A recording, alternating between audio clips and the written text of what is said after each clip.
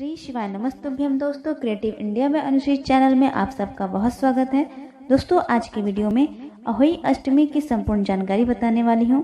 अहोई अष्टमी का शुभ मुहूर्त कब है, अहोई अष्टमी की तिथि कब है, तिथि कब प्रारंभ हो रही है, अहोई अष्टमी के दिन जो स्त्रियां व्रत धारण कर रही हैं वे व्रत का पारण कब करेंगी, व्रत कैसे रखेंगी, व्रत के दिन भगवान शिव माता पार्वती की पूजा कैसे करनी है, अहोई अष्टमी के दिन कौन से ऐसे विशेष उपाय हैं जिन उपायों को करने से माता अहोई की कृपा से आपके बच्चे को हर कार्य में सफलता की प्राप्ति होगी, लंबे आयु उज्जवल भविष्य की प्राप्ति होगी।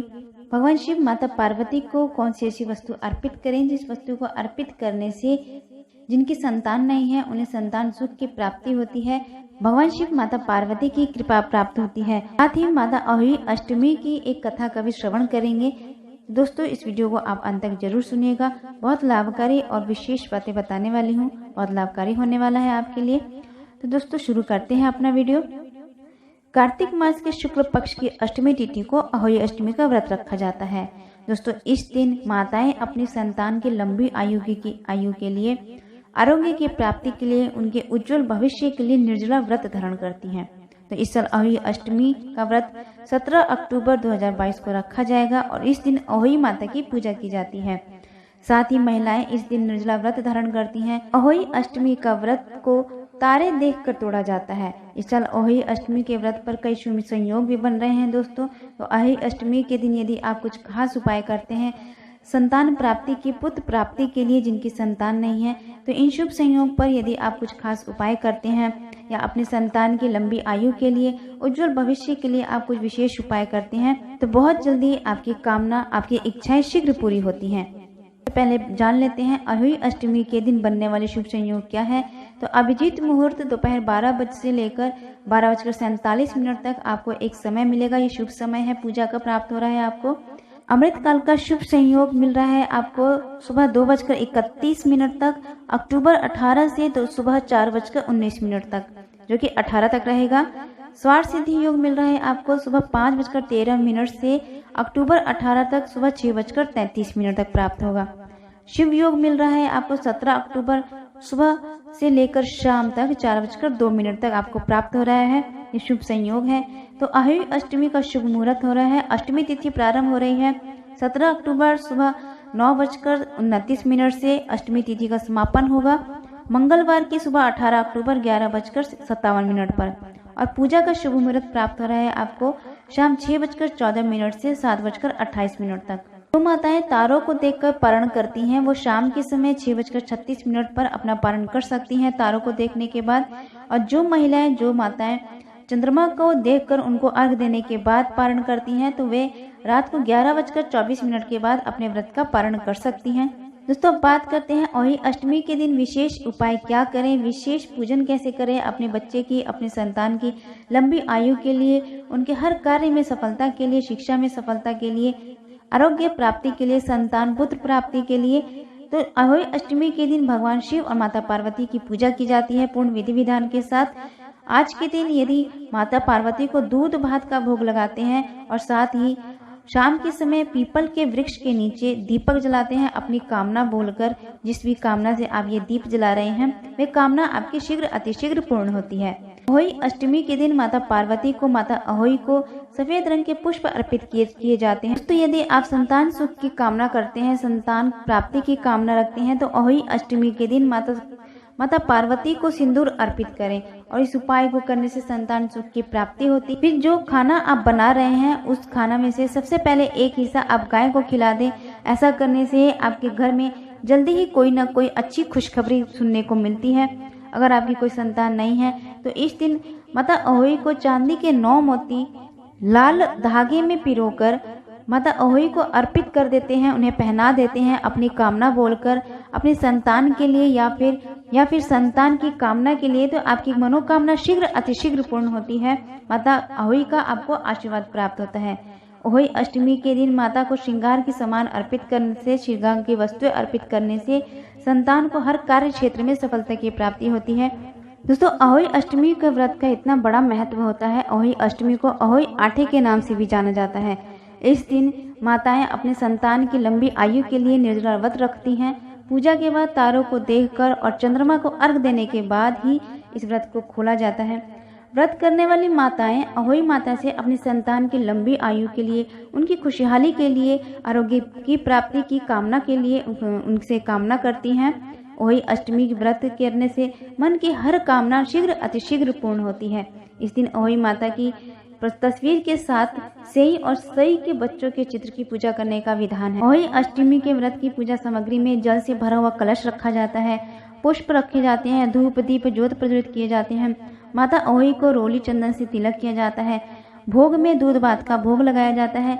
माता अहोई को मोती या चांदी के मोती के माला अर्पित की जाती है। गेहूं अर्पित किए जाते हैं। दक्षिणा यानी कि सीधा निकालकर कुछ बायना, कुछ उसमें दक्षिणा रखकर सीधा दिया जाता है, दान किया जाता है। घर में 8 पूड़ी और 8 मालपुए बनाए जाते हैं माता अहोई को अर्पित करने के लिए। तो अब जान लेते हैं माता अहोई की पूजा कैसे की जाती है, पूजा विधि क्या है। तो अहोई अष्टमी के दिन सर्वप्रथम आप सुबह जल्दी उठें। जल्दी उठने के बाद अपने नित्य कर्मों से निर्वृत्त होकर स्नान आदि कर लें, स्वच्छ वस्त्र धारण कर लें। इसके बाद पूजा स्थल को साफ करके व्रत का संकल्प लें और दिन भर निर्जला व्रत का पालन करें। इसके बाद एक चौकी लगाएं या पाटा लगाएं, उसके ऊपर लाल या पीले रंग का वस्त्र बिछा दें। इसके ऊपर माता अहोई की यदि आपके पास प्रतिमा है या कोई चित्र है तो उन्हें स्थापित करें।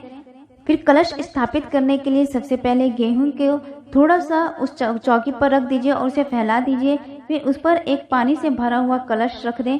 माता अहोई के चरणों में मोती की माला या चांदी के मोती रखें। जो भी आपके पास सामर्थ्य है, जो आपके पास है, वे माता अहोई के चरणों में अर्पित करें। फिर आचमन विधि करें, धूप दीप ज्योत प्रज्वलित करें, माता अहोई की कथा का श्रवण करें। माता अहोई को सफेद रंग के पुष्प चढ़ाएं। इसके बाद अहोई माता को रोली चंदन अक्षत से तिलक करें। भोग में उन्हें दूध भात अर्पित करें। बायना के साथ 8 पूड़ी और 8 मालपुए एक कटोरी में लेकर चौकी पर रखें। इसके बाद हाथ में 7 दाने गेहूं के लेकर फूलों की कुछ पंखुड़ियां लेकर माता अहोई की कथा पढ़ें। जब आप माता अहोई की कथा को श्रवण कर रहे हैं या फिर पढ़ रहे हैं तो हाथ में 7 दाने गेहूं के लेकर और कुछ फूल रखकर माता की कथा पढ़ें। इसके बाद कथा पूर्ण होने पर हाथ में लिए हुए गेहूं के दानों और पुष्प को माता के चरणों में अर्पित कर दें। जो आपने अहोई माता को जो माला अर्पित की है, मोती की माला अर्पित की है या फिर चांदी की माला अर्पित की है, उसे एक साफ डोरी या कलावी में पिरोकर गले में पहने, अपने गले में पहने। फिर तारों और चंद्रमा को अर्घ देकर ही इनकी पंचोपाल यानी हल्दी, कुमकुम, अक्षत, पुष्प और भोग द्वारा तारों की और चंद्रमा के पूजन करें, उन्हें अर्घ दें। जो आपने बायना माता रानी को चढ़ाया है, अहोई माता को चढ़ाया है, उस बायना में कुछ दक्षिणा रखकर, यदि आपके घर में सास है या घर में कोई बुजुर्ग महिला है, सुहागिन महिला है, उन्हें वह बायना दे दें। इस प्रकार पूजन करने के बाद से पूरा दिन व्रत धारण करने के बाद, तारों को देखने के बाद, चंद्रमा को अर्घ देने के बाद ही अपने व्रत का पालन करें। तो दोस्तों, इस प्रकार जो भी माताएं अहोई अष्टमी का व्रत पालन करती हैं, व्रत धारण करती हैं, वे अपनी संतान की दीर्घायु के लिए, प्रतिष्ठा की रक्षा के लिए रखती हैं और अहोई माता से उनके खुशहाल जीवन की प्रार्थना करती हैं। अहोई अष्टमी के दिन विधि विधान से किए गए व्रत के प्रभाव से माता और संतान दोनों के जीवन में सुख समृद्धि आती है। कुंडली में 9 ग्रह भी अनुकूल रहते हैं। ऐसा माना जाता है कि जिन स्त्रियों की संतान को शारीरिक कष्ट होता है, स्वास्थ्य ठीक नहीं रहता है और बार बार बीमार पड़ते हो या किसी भी कारण से माता पिता को अपनी संतान की ओर से चिंता बनी रहती है, तो माता द्वारा कल्याणकारी अहोई की पूजा अर्चना व व्रत के प्रभाव से संतान को विशेष लाभ मिलता है। वे कभी कष्ट में नहीं पड़ते हैं, उन्हें किसी भी प्रकार की समस्या की सामना नहीं करना पड़ता है। माता अहोई की उन पर सदा और सदैव कृपा बनी रहती है। दोस्तों, अहोई अष्टमी की पूजा पूर्ण विधि विधान से करने के बाद माता अहोई अष्टमी की व्रत की कथा का भी श्रवण करना चाहिए, जो कि इस प्रकार है। एक समय एक नगर में एक साहूकार रहता था। उसके 7 बेटे बहुए और एक बेटी भी थी। दीपावली से कुछ दिन पहले उसकी बेटी अपनी भाभियों के संग घर की लिपाई के लिए जंगल से साफ मिट्टी लेने गई। जंगल में मिट्टी निकालते वक्त खुरपी से एक स्याहू का बच्चा मर गया। इस घटना से दुखी होकर स्याहू की माता ने साहूकार की बेटी को कभी भी मां न बनने का शाप दे दिया। उस शाप के प्रभाव से साहूकार की बेटी का कोख बंध गया। इस शाप से साहूकार की बेटी दुखी हो गई और उसने अपनी भाभियों से कहा कि उनमें से कोई भी एक भाभी अपनी कोख बांध ले। ननद की बात सुनकर सबसे छोटी भाभी तैयार हो गई। उस शाप के दुष्प्रभाव से उसकी संतान केवल 7 दिन ही जिंदा रहती थी। जब भी वह कोई बच्चे को जन्म देती, वह 7 दिन में ही मृत्यु को प्राप्त हो जाता था। वह परेशान होकर एक पंडित से मिली और उपाय पूछा। जब पंडित ने उन्हें सलाह दी कि सुरही गाय की सेवा करें, पंडित की सलाह मानकर उसने सुरही गाय की सेवा करनी शुरू कर दी। उसकी सेवा से प्रसन्न गाय उसे एक दिन स्याहू की माता के पास ले जाती है। रास्ते में गरुड़ पक्षी के बच्चे को सांप मारने वाला होता है, लेकिन साहूकार की छोटी बहू सांप को मारकर गरुड़ पक्षी के बच्चे को जीवन दान दे देती है। तब तक उस गरुड़ पक्षी की माँ आ जाती है। वह पूरी घटना सुनने के बाद उससे प्रभावित होती है और उसे स्याहू की माता के पास ले जाती है। स्याहू की माता जब साहूकार की छोटी बहू की परोपकार और सेवा भाव की बातें सुनती हैं तो प्रसन्न होती हैं।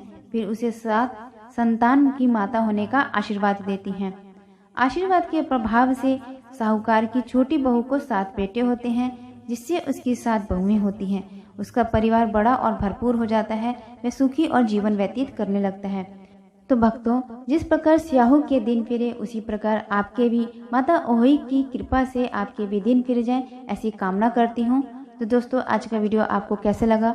यदि आज का वीडियो आपको अच्छा लगे तो चैनल को सब्सक्राइब जरूर कीजिए, वीडियो को लाइक जरूर कीजिए, शेयर कीजिए, कमेंट बॉक्स में माता ओही का जयकारा अवश्य लगाइए, बेल आइकन को जरूर प्रेस कीजिए, जिससे कि वीडियो की जो भी नोटिफिकेशन है आपको मिलती रहे। मिलते हैं अगले वीडियो में। तब